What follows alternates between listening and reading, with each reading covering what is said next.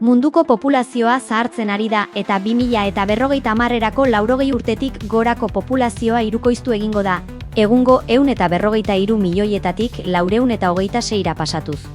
Beraz, presazkoa da zaintza lanen gaiari behar bezala heltzea. Teknologia giza zaintzarekin konbinatuta adinekoentzako arreta integrala eta kalitatezkoa bermatzeko modurik onena izan daiteke. Gaur egun oso erabiliak dira pertsonak zaintzeko urrutiko monitorizaziorako sentsoreak eta gailuak, baina badira haratago doazen proposamen interesgarriak.